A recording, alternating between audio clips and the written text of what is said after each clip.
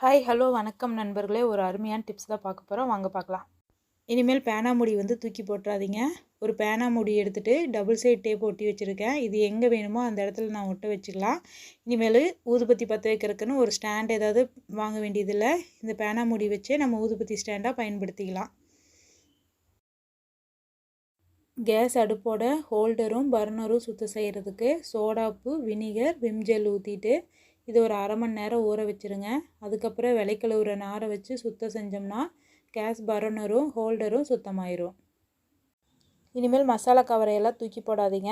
மசாலா வந்து டப்பாவில் கொட்டி வச்சுட்டு இந்த மசாலா கவரில் இருக்க பேரை மட்டும் கட் பண்ணி எடுத்துக்கங்க.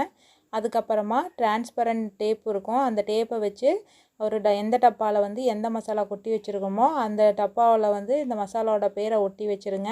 அவ்வளோதான், நம்ம வந்து எந்த டப்பாவில் வந்து எந்த பவுடர் கொட்டி வச்சுருக்கிறோங்கிறது ஈஸியாக நம்ம வந்து கண்டுபிடிச்சிக்கலாம். இட்லி மாவு புளிச்சிருச்சுன்னா கடைசி மாவு வந்து நம்ம அதை வந்து பயன்படுத்த மாட்டோம், கீழே தான் எடுத்து ஊற்றுவோம். அந்த மாதிரி ஊற்றாமல் அந்த மாவில் கொஞ்சமாக ஆர்பிக்கு ஊற்றிட்டு இந்த நல்லா மிக்ஸ் பண்ணிவிட்டு இந்த கலவையை வந்து பார்த்திங்கன்னா வாஷ் பேஷன் சிங்கில் உள்ள உப்பு கரையெல்லாம் போகிறதுக்கு இதை ஊற்றி தேய்ச்சோம்னா அதில் உள்ள உப்பு கரையெல்லாம் உடனே போயிடும். காஞ்சி போன எலுமிச்சம்பழத்தை இனிமேல் தூக்கி போடாதீங்க. அந்த எலுமிச்சம்பழத்தை வச்சு ஈஸியாக வந்து நம்ம கேஸ் அடுப்பை சுத்தம் செய்யலாம்.